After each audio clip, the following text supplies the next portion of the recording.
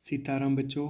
तो बच्चों, जैसा आपको पता है कि हमने हिमाचल प्रदेश टीजीडी कमीशन का जो एग्ज़ाम होने वाला है उसके लिए हमने फ्री मॉक टेस्ट की सीरीज चलाई हुई है हिंदी व्याकरण से संबंधित। तो आज जितने भी प्रश्न होने वाले हैं ये आपके सारे PYQ ही हैं। ये हिमाचल प्रदेश राज्य चयन कंप्यूटर ऑपरेटर परीक्षा 2010 में पूछे गए थे, है ना। ये 10 प्रश्न इससे संबंधित और 10 और परीक्षा से संबंधित मैंने लिए हैं। तो आइए समय ना गंवाते हुए पहले प्रश्न पे आते हैं। बोलता है निष्कपट की संधि क्या होती है। तो निष्कपट की संधि क्या होती है? ऑप्शन A, B, C या D। यदि निष्कपट की बात करें तो इसमें कौन सी संधि होगी? इसका शुद्ध संधि विच्छेद होगा नि धन कपट। और ये कौन सी संधि है? ये विसर्ग संधि है। अगला प्रश्न देखते हैं। बोलता है सुकर्म का विलोम क्या होता है। तो यदि सुकर्म का विलोम की बात करें बच्चों तो क्या हो जाएगा? ऑप्शन इसका हो जाएगा दुष्कर्म, है ना। सुकर्म मतलब अच्छा काम और दुष्कर्म मतलब बुरा काम, है ना। ठीक है, अगला प्रश्न करते हैं। बोलता है घरेलू में कौन सा प्रत्यय होता है। तो घरेलू में कौन सा प्रत्यय है बच्चों? लू, अलू, एलू या एलू। तो इसमें क्या हो जाएगा? इसमें यदि घरेलू की बात करें तो कौन सा प्रत्यय है? ये घर प्लस एलू। तो कौन सा प्रत्यय है? एलू प्रत्यय है। अगला प्रश्न देखते हैं। बोलता है वक्ता का स्त्रीलिंग क्या होता है। यदि वक्ता का स्त्रीलिंग देखें तो क्या हो जाएगा? ये हो जाएगा आपका वक्त्री हो जाएगा ना। अगला प्रश्न देखते हैं। बोलता है योगी का बहुवचन होता है। तो योगी का बहुवचन क्या हो जाएगा बच्चों? ये हो जाएगा योगियों। देखिए योगी का योगी भी होता है ना। बहुत सारी पुस्तकों में ये भी है, पर जो चयन आयोग ने दिया था योगियों ही दिया था, है ना। और ये योगियों भी किताब में दिया हुआ है। तो इसमें आप ज़्यादा संशय मत रखना। ये औपचारिक आंसर की के अकॉर्डिंग ही आंसर बता रहा हूँ मैं, है ना। ठीक है, अगला प्रश्न देखते हैं। बोलता है विशेषण के कितने प्रकार होते हैं। तो यदि विशेषणों की बात करें बच्चों तो कितने प्रकार हैं? विशेषण के कितने प्रकार हो जाएंगे? तो इसके हो जाएंगे 4। कौन कौन से हो जाएंगे ये विशेषण के? सबसे पहले है आपका गुणवाचक विशेषण, दूसरा है संख्यावाचक, तीसरा है परिमाणवाचक और चौथा क्या है?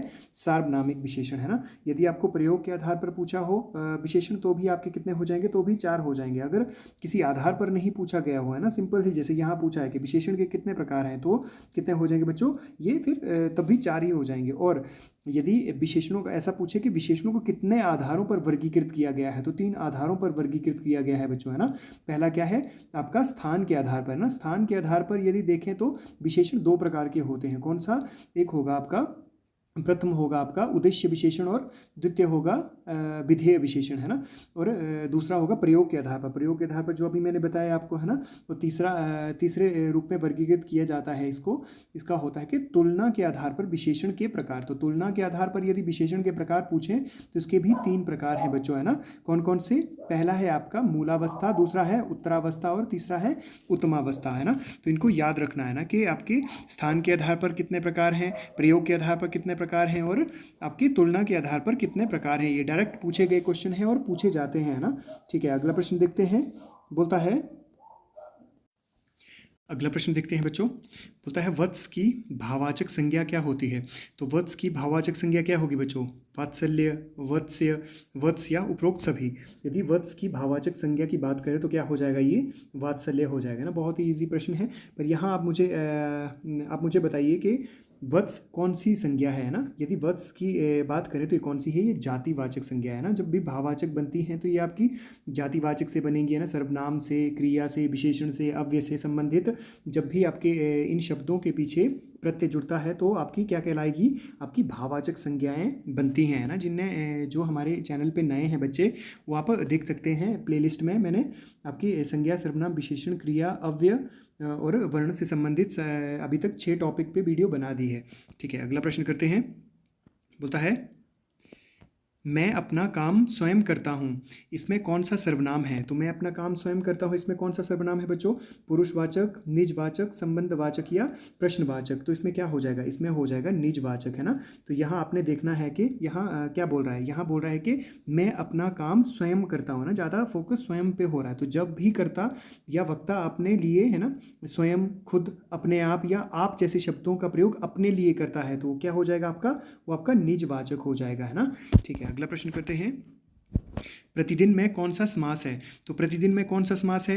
अव्यय भाव, तत्पुरुष, द्वंद्व या कर्मधारय। तो इसमें क्या हो जाएगा? प्रतिदिन की बात करें बच्चों तो ये हो जाएगा आपका अव्यय भाव। अव्यय भाव को पहचानने का सबसे आसान तरीका है कि शब्द की शुरुआत किससे हो रही होगी? आपके उपसर्ग से हो रही होगी। देखो प्रति क्या है? प्रति आपका उपसर्ग है ना, तो दिन के साथ जब भी ये उपसर्ग लगेगा तो मीनिंग बदल देगा, है ना। ठीक है, तो बाकी तत्पुरुष की बात करें तो देखिए जब भी आप इनका है ना समास विग्रह करेंगे और जब भी है ना आपके समास विग्रह करने पर जो भी आपके कारक विभक्तियां इसमें आएंगी तो किस में चला जाएगा? वो आपके तत्पुरुष में चला जाएगा। माने इसमें कारक से संबंधित चीज़ें आपको दी गई होंगी, है ना। फिर बोलता है द्वंद्व। द्वंद्व में दोनों समास क्या होंगे? दोनों जो भी शब्द दिए गए होंगे बिल्कुल बराबर होंगे, जैसे माता पिता, दिन रात, है ना, सुख दुख आदि, है ना। और कर्मधारय में क्या होगा?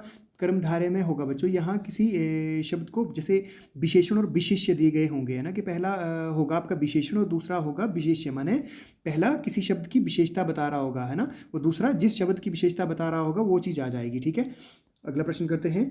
बोलता है चिकना घड़ा होना मुहावरे का अर्थ क्या होता है? तो चिकना घड़ा होना मुहावरे का अर्थ क्या हो जाएगा? चिकना होना, निर्लज होना, समृद्ध होना या भयभीत होना। तो यदि चिकना घड़ा होना की बात करें तो क्या हो जाएगा बच्चों? ये हो जाएगा आपका निर्लज होना। अगला क्वेश्चन देखते हैं। बोलता है पृथ्वी का पर्यायवाची शब्द है। तो पृथ्वी का पर्यायवाची शब्द क्या हो जाएगा? अनंत, अंबक, कानन या वसुंधरा। तो पृथ्वी का क्या हो जाएगा? ये हो जाएगा आपका वसुंधरा। यदि अनंत की बात करें तो आकाश का पर्यायवाची है, अंबक की बात करें तो ये आंख का पर्यायवाची है, और कानन की बात करें बच्चों तो ये किसका है? वन का पर्यायवाची है। ठीक है, अगला प्रश्न करते हैं। बोलता है कि जो किए गए उपकारों को नहीं मानता, जो किए गए उपकारों को नहीं मानता उसे क्या कहेंगे? कृतघ्न, कृतज्ञ, विश्वासघाती या विश्वास पात्र। तो जो किए गए उपकार को नहीं मानता उसे क्या बोलेंगे हम? कृतघ्न बोल देंगे, है ना। जो किए गए उपकार को मानता है वो कृतज्ञ हो जाएगा। अगला प्रश्न करते हैं। बोलता है जो शब्द संज्ञा अथवा सर्वनाम की विशेषता प्रकट करते हैं उसे क्या कहते हैं? तो उसे क्या कहेंगे बच्चों? उसे कहेंगे हम विशेषण, है ना। देखिए बिल्कुल डायरेक्ट ही आपकी परिभाषा ही उठा के पूछ ली गई थी, है ना। तो जब भी आप किसी टॉपिक को पढ़ते हैं उसकी परिभाषा पे जरूर ध्यान दिया करो, है ना। आपके 60-70% चीज़ें तो परिभाषा को समझने मात्र से ही हो जाएंगी, है ना। बाकी 30% जितनी भी बचती हैं वो आप उदाहरणों से संबंधित जो भी उदाहरण दिए गए होंगे उससे संबंधित आप समझ लेंगे। अगला प्रश्न करते हैं। बोलता है जगन्नाथ का संधि विच्छेद होगा। तो जगन्नाथ का सही संधि विच्छेद क्या होगा बच्चों? इसका हो जाएगा ऑप्शन सी, जगत प्लस नाथ। तो यहाँ ध्यान देना है, हलंत किया गया होगा क्योंकि ये क्या है? व्यंजन संधि है ना। तो व्यंजन संधि में जितना भी होगा पहले शब्द का अंतिम पद वर्ण वो क्या होगा?